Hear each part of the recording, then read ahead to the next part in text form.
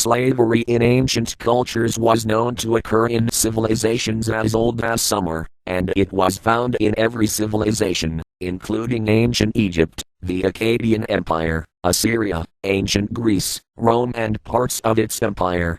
Such institutions were a mixture of debt slavery, punishment for crime, the enslavement of prisoners of war, child abandonment, and the birth of slave children to slaves in the Roman Empire. Probably over 25% of the empire's population, and 30–40% of the population of Italy was enslaved. Records of slavery in ancient Greece go as far back as Mycenaean Greece. It is often said that the Greeks as well as philosophers such as Aristotle accepted the theory of natural slavery, that is, that some men are slaves by nature.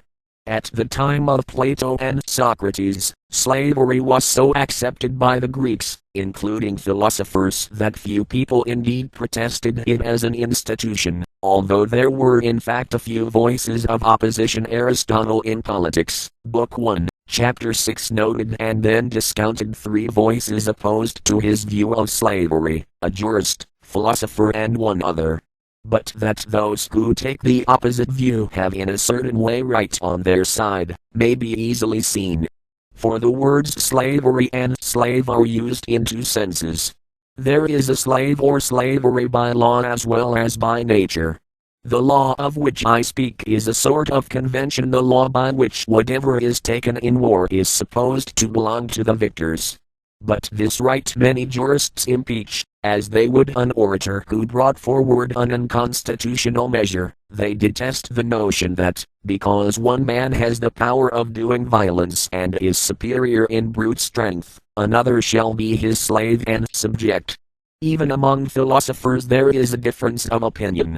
The origin of the dispute, and what makes the views invade each other's territory, is as follows: in some sense virtue, when furnished with means, has actually the greatest power of exercising force, and as superior power is only found where there is superior excellence of some kind, power seems to imply virtue, and the dispute to be simply one about justice, for it is due to one party identifying justice with goodwill, while the other identifies it with the mere rule of the stronger.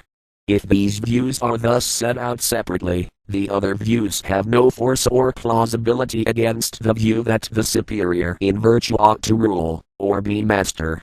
Others, clinging, as they think, simply to a principle of justice, for law and custom are a sort of justice, assume that slavery in accordance with the custom of war is justified by law, but at the same moment they deny this. For what, if the cause of the war be unjust? And again, no one would ever say he is a slave who is unworthy to be a slave.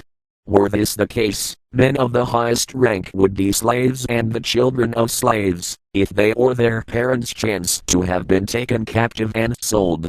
Wherefore Hellenes do not like to call Hellenes slaves, but confine the term to barbarians. Yet, in using this language, they really mean the natural slave of whom we spoke at first, for it must be admitted that some are slaves everywhere, others nowhere. During the 8th and the 7th centuries BC, in the course of the 2 Mycenaean wars, the Spartans reduced an entire population to a pseudo-slavery called helatry. According to Herodotus, 9th, 28 and 29, Helots were 7 times as numerous as Spartans. In some ancient Greek city-states about 30% of the population consisted of slaves, but paid and slave labor seem to have been equally important. Greeks, however, were among the first Europeans to abolish slavery with their constitution on 1823, which specifically noted that in Greek territory no human being can be sold or bought, no matter his or her religion, and if a slave enters Greece, he is automatically considered an absolutely free man or woman and nobody can make claims on him or her. In the Viking era starting c. 793, the Norse raiders often captured and enslaved militarily weaker peoples they encountered. In the Nordic countries the slaves were called thralls, Old Norse, capital Thornwall. The thralls were mostly from Western Europe, among them many Franks, Anglo-Saxons, and Celts. Many Irish slaves participated in the colonization of Iceland. There is evidence of German, Baltic, Slavic and Latin slaves as well. The slave trade was one of the pillars of Norse commerce during the 6th through 11th centuries. The Persian traveler Ibn Rustah described how Swedish Vikings, the Varangians or Rus, terrorized and enslaved the Slavs. The slave raids came to an end when Catholicism became widespread throughout Scandinavia. As in the rest of Catholic Europe, the Scandinavian representatives for the Church held that a Christian could not morally own another Christian.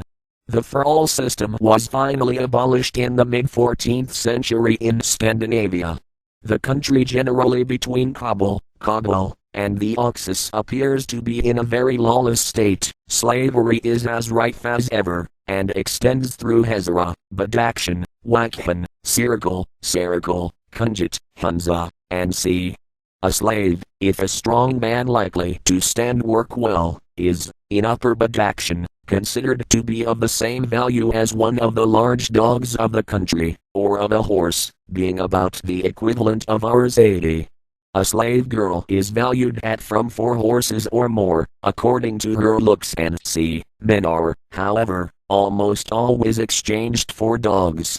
When I was in Little Tibet, Ladakh, a returned slave who had been in the Kashmir army took refuge in my camp. He said he was well enough treated as to food and c. but he could never get over having been exchanged for a dog, and constantly harped on the subject, the man who sold him evidently thinking the dog the better animal of the two. In Lower Badakhshan, and more distant places, the price of slaves is much enhanced, and payment is made in coin. In response to the Hazara uprising of 1892, the Afghan Emir Abdur-Rahman declared a jihad against the Shiites. His large army defeated the rebellion at its center, in Uruzgan, by 1892, and the local population was being massacred.